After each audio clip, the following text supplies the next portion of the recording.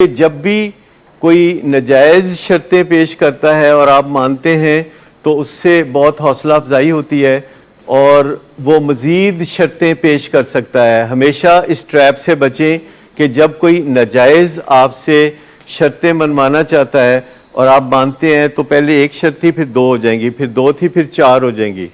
تو یہ چیز تو طے ہے کہ پولائٹلی آپ ڈکلائن کر دیں. وہ اصل میں کل مجھ سے دو شرطیں منوانا چاہ رہا تھا. ایک یہ تھی کہ موبائل کی شرط اور دوسری تھی کہ ایک اکیڈمی کی شرط. تو میں نے اسے بولا کہ نہیں، آپ کے جو ریسنٹلی حالات گزرے ہیں ان کے حوالے سے ابھی آپ کی یہ باتیں نہیں مانی جا سکتی، جبکہ پہلے یہ باتیں آپ کی مانی جا رہی تھی. تو وہ کہنے لگا نہیں، ریسنٹلی تو کوئی حالات نہیں میرے خراب تھے. تو میں نے کہا سب سے بڑا پرابلم یہ ہے کہ آپ کے حالات کافی خراب تھے اور آپ کو نہیں پتا. تو وہ چلا گیا جا کے. تو پھر نزلہ کس پہ گرتا ہے؟ نزلہ تو پھر کمزور پہ گرتا ہے.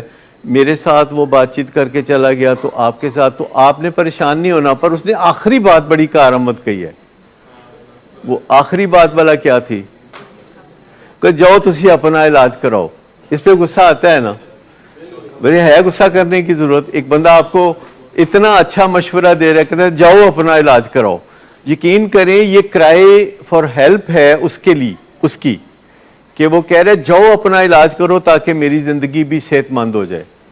تو انکانشیسلی اکثر مریضوں کے منہ سے نکلتا ہے کہ تہاڈا دماغ خراب ہے، یعنی والدین کا، اور ان کو وہ کہتا ہے جاؤ جا کے علاج کرو، اور والدین برا مناتے ہیں. حالانکہ یہ بات مان لینی چاہیے.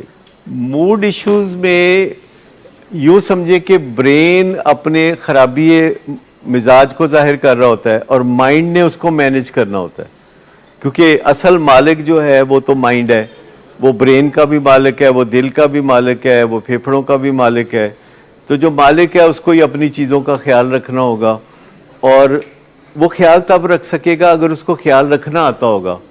تو ہمارا جو کام ہے وہ ادھر ہونا ہے، اور جب ادھر کام ہوتا ہے تو خود ہی پہاڑوں سے برف پگھلتی ہے تو پانی ادھر ہی آتا ہے دریاؤں میں.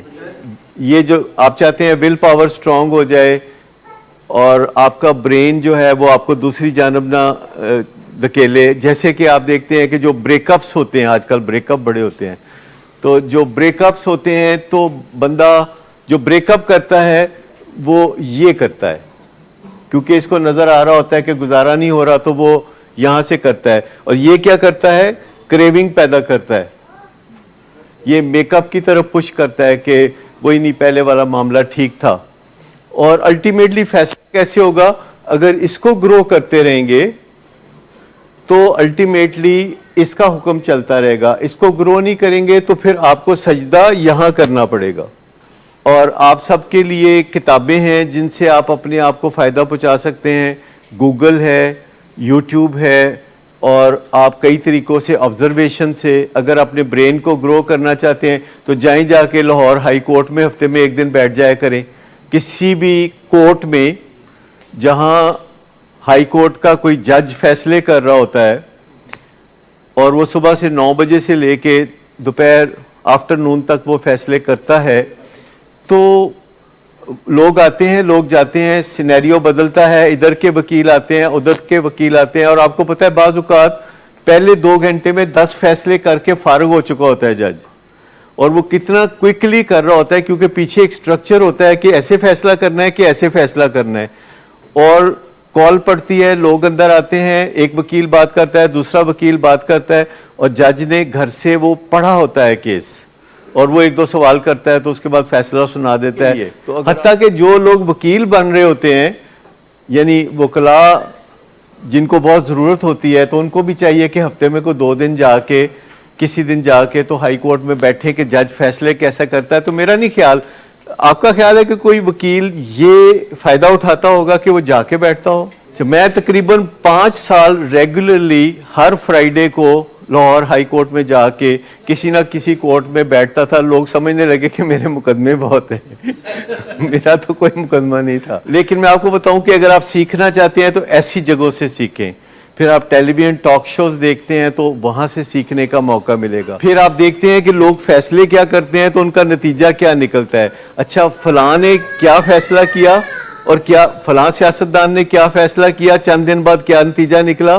اگر نتیجہ صحیح نہیں نکلا تو اس کا فیصلہ غلط تھا, اگر اس کو نقصان ہوا تو اس کا فیصلہ غلط تھا. تو آپ کے لیے سیکھنے کا مقام ہوتا ہے جب آپ دنیا کو دیکھتے ہیں, اور دنیا کو دیکھ دیکھ کے آپ سیکھتے ہیں, اور جو ساری ڈیولپمنٹ ہے وہ یہاں ہو رہی ہوتی ہے اگر ہم اپنا ٹائم فضول چیزوں میں ضائع نہ کریں. اب میں اس کی وضاحت نہیں کرنا چاہتا کہ فضول چیزیں کیا ہیں, یہ آپ نے خود فگر آؤٹ کرنا ہے کہ فضول چیز کیا ہے. لیکن اگر آپ ہنٹ چاہتے ہیں تو آپ سائنسدان بن جائیں. دنیا میں سب سے زیادہ فائدہ انسانوں کو سائنسدانوں نے پہنچایا ہے, اور دنیا کی کایا پلٹ گئی آپ کے دیکھتے دیکھتے. آپ میں سے ایسے بہت سے بہن بھائی یہاں بیٹھے ہیں کہ جنہوں نے دنیا کو پچھلے 40 سال میں خوبصورت ہوتے دیکھا ہے, آسان ہوتے دیکھا ہے, تکلیفوں میں کمی دیکھی ہے. پھر آپ نے یہ بھی دیکھا کہ بہت سی نئی چیزوں نے ہمیں مصیبت میں مبتلا بھی کیا اور ہماری زندگی کو خراب بھی کیا, کیونکہ ہم نے بیلنس قائم نہیں کیا تھا.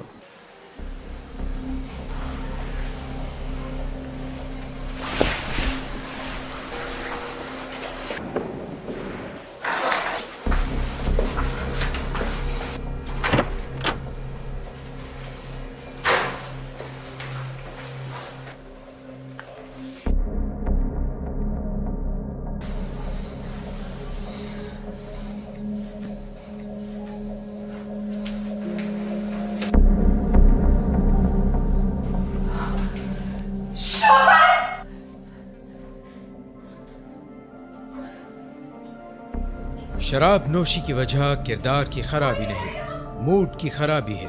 شراب نوشی کبھی بھی نشے کی بیماری میں بدل سکتی ہے. نشے کی بیماری ہر سٹیج پر قابل علاج ہے.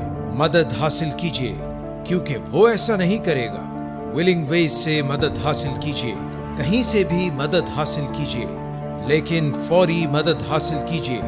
جس معجزے کے انتظار میں آپ نے بہت دیر کر دی, اب وہ دستک دے رہا ہے. مدد حاصل کیجیے, مدد حاصل کیجیے, مدد حاصل کیجیے.